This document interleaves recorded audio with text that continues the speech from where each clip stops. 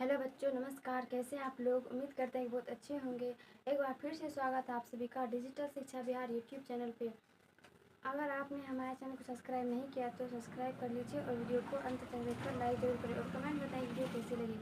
तो आज हम पढ़ने वाले हैं फिजिक्स के 2 अंकीय प्रश्न अवतल दर्पण में सिद्ध करने वाले हैं। R=2F या F=R/2 दोनों को सिद्ध करने वाले हैं। चलते हैं प्रश्न की ओर। प्रश्न में लिखते हैं, अब यह प्रश्न आपको 2 अंक मिलेंगे जो कि हर बार पूछे जाते, इस बार भी जरूर पूछे जाएंगे। चलते हैं, प्रश्न दिया हुआ है, सॉल्व करेंगे कि अवतल दर्पण में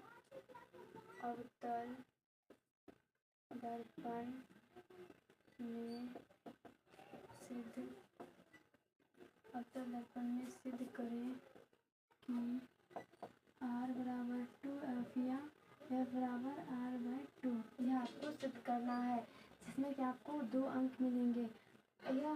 यह प्रश्न हर बार पूछे जाते, इस बार भी जरूर पूछे जाएंगे। चलते हैं सॉल्व करने। अब यहाँ पर अवतल दर्पण बनाना है, जो कि अवतल दर्पण में सिद्ध करना है। तो अवतल दर्पण बनाएंगे। यहाँ पर अवतल जरूर बना लिए। अब यहाँ पर अवतल दर्पण को रचित करेंगे। अवतल दर्पण को रचित कर देंगे।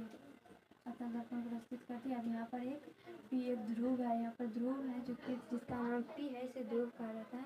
तो P एक ध्रुव है। अब यहाँ पर अवतल दर्पण जो इसका नाम रख देते हैं MM-, इसका नाम रख देते हैं MM-, अवतल दर्पण का नाम रख दिए। अब यहाँ पर यह एक प्रतिबिंब जो है,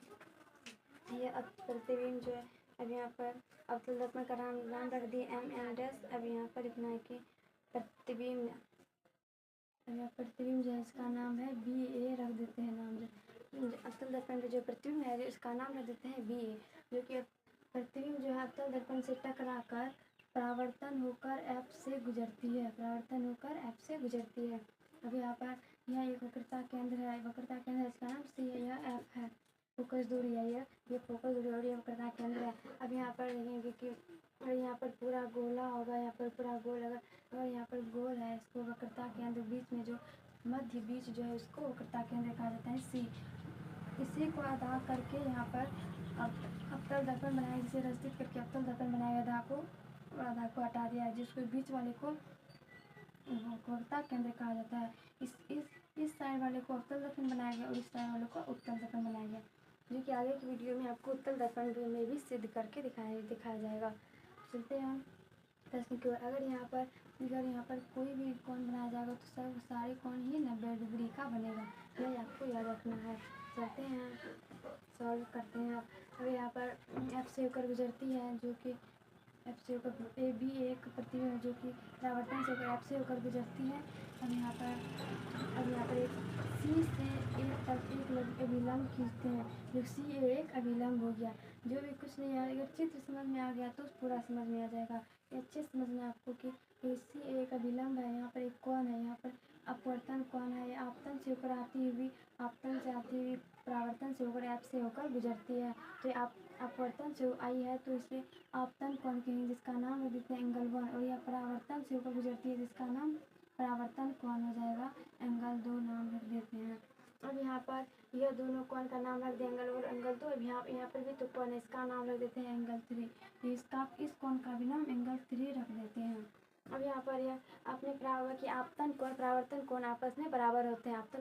परावर्तन कोण आपस में बराबर, इसीलिए यहाँ पर ये आपतन कोण है, ये परावर्तन कोण है। तो यह दोनों भी एंगल 1 और एंगल 2 बराबर हो जाएगा परावर्तन के नियम से। एंगल 1 एंगल 2 बराबर हो जाएगा परावर्तन के नियम से, यह आपको याद रखना है। अब यहाँ पर एंगल 1 एंगल 2 बराबर हो जाएगा परावर्तन के नियम से। यहाँ पर आप देख रहे हैं कि एंगल 3 और एंगल 1 बराबर हो जाएगा एकांतर कोण के नियम से। अब यहाँ पर Z है, जैसे कि देख रहे हैं Z है। यहाँ पर Z किस शेप में दिख रहा है आप लोगों को। यहाँ पर यह कोण और यह कोण दोनों एकांतर कोण है। जैसे ये आपने पढ़ा होगा कि अगर दो समांतर रेखा कोई तीसरी रेखा काटती है तो यह एकांतर कोण कहलाता है। यह एकांतर कोण। इसी तरह से यहाँ पर भी दो समांतर रेखा, जैसे कि तीसरी रेखा काट लिया विलंब, उससे यह एंगल 1 बराबर हो जाएगा एंगल 3 एकांतर कोण के नियम से। अब यहाँ पर आपको लिखना है कि अब पूरा जो भी चित्र है कि वही सब लिखना है कि MM- माना MM-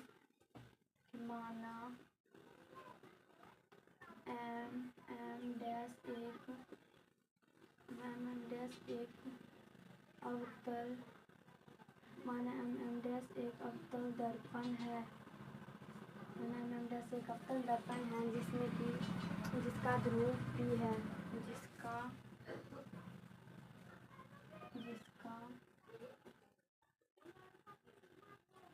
जिसका ध्रुव P है।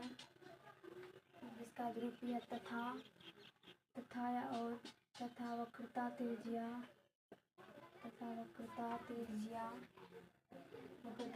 क्या है? C। वक्रता त्रिज्या C है। अब यहाँ पर लिखेंगे कि BA एक प्रतिबिंब आपतन से होकर BA प्रतिबिंब आपतन से होकर BA एक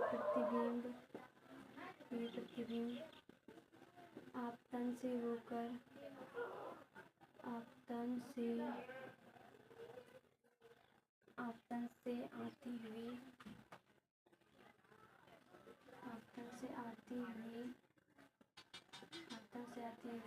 यहाँ जो आपको दिख रहा है यह एक एम डैश एक अवतल दर्पण है जो कि F से गुजरती हुआ है। यहाँ पर आपको BA एक आपतित किरण है जो कि प्रधान अक्ष से BA एक आपतित किरण है, या लिख दो प्रतिबिंब आपतन से आती हुई। यहाँ पर लिखना है कि BA एक, ये अच्छा रहेगा। BA एक आपतित किरण है। BA एक आपतित किरण है जो कि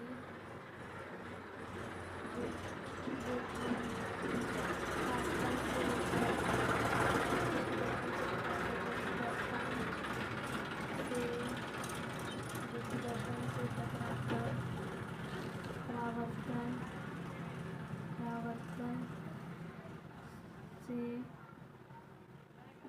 से F से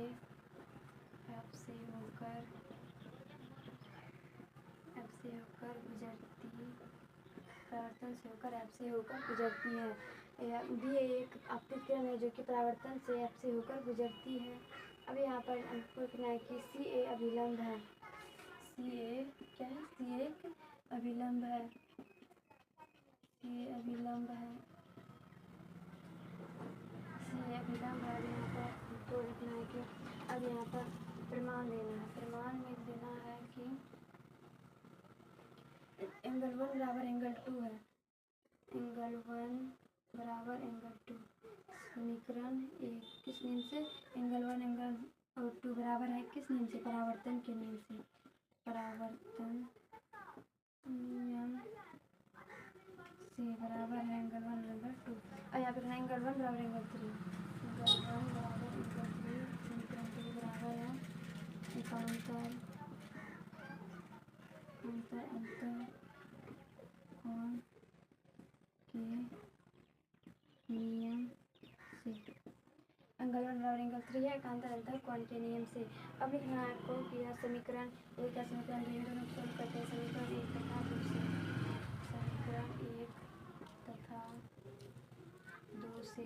एक तथा दो से समीकरण एक में दिया हुआ लेफ्ट हैंड साइड और राइट हैंड साइड में दिया हुआ है कि अगर LHS एंगल 1 बराबर एंगल 1 है तो RHS भी एंगल 2 एंगल 3 है। तो अगर LHS बराबर है दोनों तो RHS भी दोनों बराबर होगा। इसलिए यहाँ पर एंगल 1 बराबर एंगल 1 है तो यहाँ पर भी एंगल 2 बराबर एंगल 3 हो जाएगा। एंगल 2 बराबर एंगल 3 हो जाएगा। एंगल 2 बराबर एंगल 3। उम्मीद करते हैं कि आपको समझ में आ रही होगी। ऐसे ध्यान से देखते रहिए, आपको जरूर समझ में आएगा। चलते हैं आगे। अब लिखना है अब यहाँ पर त्रिभुज आपको दिख रहा होगा कि यहाँ पर एक त्रिभुज दिख रहा है AFC त्रिभुज दिख रहा होगा कि AFC। अब यहाँ पर है त्रिभुज AFC में और यहाँ पे कोण और कोण के सामने वाली भुजा बराबर होती है। तो यहाँ पे एंगल 2 एक कोण है जिसके एंगल कोण के सामने वाली भुजा बराबर होगी और इस कोण के सामने वाली भुजा भी बराबर होगी। इस कोण के सामने वाली भुजा भी बराबर होगी। ये आपको याद रखना है। अब यहाँ पर अगर एंगल 2 बराबर एंगल 3 है, अगर एंगल 2 बराबर एंगल 3 है तो क्योंकि एंगल 2 बराबर एंगल 3 है इसलिए AF बराबर CF होगा। इसलिए AF बराबर CF हो जाएगा।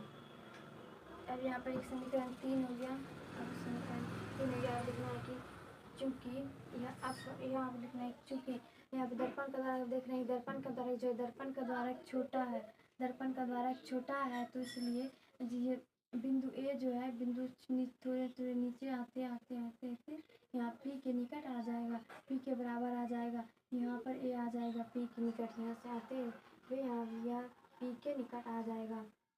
यहाँ पर पहले से है, यहाँ पर पी के निकट आ जाएगा। इसलिए दर्पण, क्योंकि दर्पण का द्वारक छोटा है, इसलिए बिंदु ए बिंदु पी के काफ़ी निकट होगा। यहाँ पर वही चीज़ लिखना है कि चूँकि लिखना है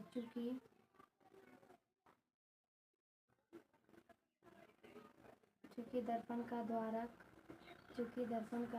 छोटा है, चूँकि दर्पण का द्वारक छोटा है, इसलिए चूँकि दर्पण का द्वारक छोटा है, इसलिए बिंदु ए बिंदु पी के, ये बिंदु ए बिंदु पी के, ये बिंदु ए बिंदु पी के काफ़ी निकट होगा।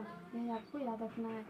इसके दर्पण द्वारक छोटा है तो नीचे आते आते ये बिंदु ए बिंदु पी के काफ़ी निकट आ जाएगा। ये आपको याद रखना है। चलते हैं आप आगे। अगर ये बिंदु पे काफ़ी निकट हो जाएगा तो यहाँ पर देखेंगे कि ए एफ जो है पी एफ के बराबर हो जाएगा। अगर ये यहाँ से यहाँ आ जाएगा तो बिंदु ए एफ जो है पी एफ के बराबर हो जाएगा। क्या आ जाएगा? बिंदु ए एफ जो है बिंदु पी एफ के बराबर हो जाएगा। अब यहाँ लिखना है कि ए एफ जो है बिंदु ए एफ बराबर पी एफ हो जाएगा। इसका समीकरण 4 मान लेते हैं समीकरण। अब यहाँ पर दिया हुआ ए एफ बराबर सी एफ और यहाँ पर ए एफ बराबर पी एफ दिया हुआ है।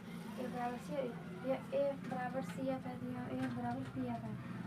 तो ए एफ और ए एफ कट गया, ए एफ को काट देते हैं। अब यहाँ पर क्या है? सी एफ बराबर पी एफ। अब लिख देते हैं सी एफ बराबर पी एफ लिख देते हैं। सी एफ बराबर पी एफ अगर है दोनों, तो अब यहाँ पर देखेंगे। अब यहाँ से पूरा यहाँ से लेंगे, सी से पी लेंगे, सी से पी लेंगे, बराबर में लिखेंगे सी से पी लिए। अब यहाँ दोनों को तोड़ेंगे। अगर एक पूरा नहीं है तो बराबर में लिखेंगे, जो दो लिखेंगे तोड़ कर लिखेंगे। सी एफ प्लस में पी एफ। अब लिखेंगे सी एफ प्लस में पी एफ लिखेंगे, सी एफ प्लस में पी एफ। अब यहाँ देखिए सी पी या पी से लिख सकते हैं, कुछ भी लिख सकते हैं। यहाँ पर हम सी पी लिखेंगे, सी पी बराबर लिखेंगे। अब लिखेंगे यहाँ पर ए एफ, जैसे सी एफ बराबर पी एफ है, यहाँ पर सी एफ बराबर पी एफ, तो सी एफ है यहाँ पर पी एफ। अगर यहाँ सी एफ है तो यहाँ सी एफ बराबर पी एफ, दोनों बराबर है तो कुछ भी ले सकते हैं। सी एफ यहाँ पर पी एफ हम कर सकते हैं, तो पी एफ प्लस में पी एफ लिख दिए। अब सी पी बराबर में लिख दिए, तो पी एफ जो दो पी एफ है तो दो पी एफ हो जाएगा, दो पी एफ हो गया। अब यहाँ पर सी पी, अब यहाँ सी से पी लेंगे, सी से पूरा यहाँ लेंगे तो क्या होगा? वक्रता त्रिज्या क्या आर होगा। वक्रता त्रिज्या जो है सी से पी लेंगे अगर पूरा, तो वक्रता त्रिज्या पूरा कितना है? आर होता है। अगर सी पी बराबर आर भी लिख सकते हैं, आर लिख दिए। अब यहाँ आर बराबर लिखना है 2 पी एफ। अब यहाँ पे 2 लिख दिए। अब पी एफ जो है पी एफ, पी से एफ की दूरी क्या कहते हैं? फोकस दूरी। पी से एफ की दूरी को फोकस दूरी, तो एफ लिख दिए 2 आर, इसलिए सिद्ध हुआ कि आर बराबर 2 एफ, या एफ बराबर आर बाई 2, या सिद्ध हुआ कि आर बराबर 2 एफ या एफ बराबर आर बाई 2 प्रूव्ड हो गया। प्रूव लिख देते हैं। उम्मीद करते हैं कि आपको वीडियो पसंद आई होगी। अगर आपको वीडियो पसंद आए तो वीडियो को लाइक करें और चैनल को सब्सक्राइब करें। धन्यवाद।